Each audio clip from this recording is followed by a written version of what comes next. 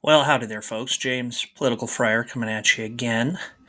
I got the law hat on today. I'm going to be lawyering a little bit for you because I want to talk about Mark Meadows and I want to talk about immunity and I want to talk about the Fifth Amendment and how these things play together with both the federal case by Jack Smith around January 6th and then the Fulton County case. And Mark Meadows is probably pretty smart legal strategy.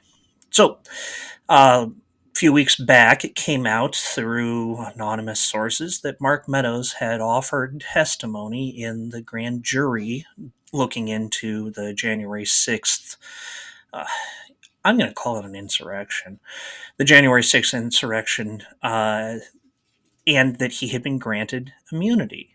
And immunity comes in a couple of flavors. There can be transactional immunity, which means that you are giving testimony that can therefore not be used against you, or there's what you might call a blanket immunity, which means that you agree to cooperate fully with a prosecution and therefore will be held harmless from any consequences. Well, this appears to be a transactional type immunity. See, there is no cooperation agreement, at least we haven't heard about it, and it seems that Mark Meadows' testimony was probably compelled.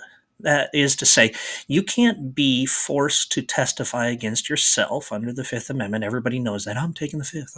I refuse to answer questions, except for when the government agrees to not use your testimony against you. So you don't have the right to not testify under the Fifth Amendment.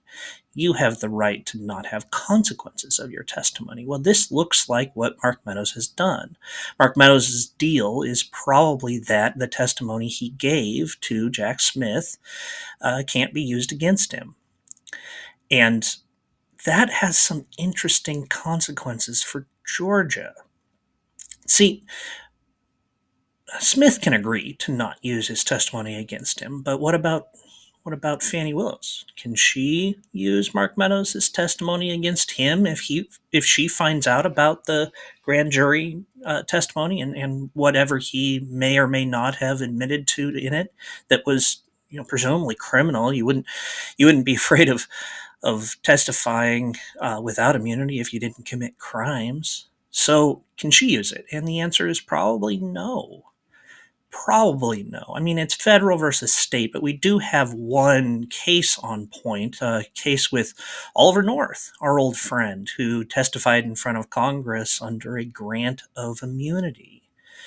And when he was later charged with crimes and convicted of crimes, the appeals court threw his conviction out because some of the evidence that was used to convict him was derived from, not directly, but even used to prepare witnesses, was derived from testimony that he gave under immunity. That tells me that Fannie Willis probably can't use anything that Mark Meadows may have said to Jack Smith and the grand jury. And that's going to provide a little bit of a shield for Meadows. See, there's a reason why Meadows wasn't named as a co-conspirator, unindicted co-conspirator by Jack Smith in the federal case. It's probably because he testified under immunity. Well, he is charged in Georgia. But if he can tie any of the evidence that Fannie Willis used to his testimony, it gets tossed. Now, that's a bit of a acrobatic move because presumably Fannie Willis didn't know what he said in his testimony, but if it mirrors up perfectly, well, it might work, and it's definitely going to tie things up for a long time, so long that he might just not be worth it, given the trouble and bother that Fannie Willis would have to put up with. He might just get released, or he might be granted immunity in Georgia too. And this is all in service of keeping Mark Meadows out of prison. See, Mark Meadows isn't a rat per se.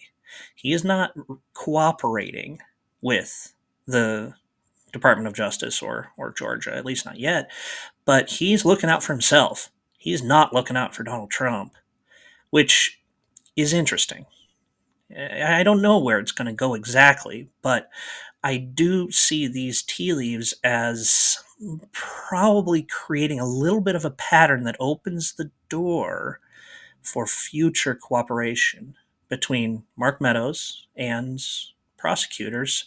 And it doesn't seem like Mark Meadows is looking out for anybody but number one. And that is bound to cause some anxiety in Trump world. Anyway, it's just a thought. Let me know how wrong I am in the comments down below. Like this video, please. Subscribe. You'll get the next one. And most importantly, tell a friend. Hit that share button. Toss an email address in. Anyway, I really appreciate it. Thanks.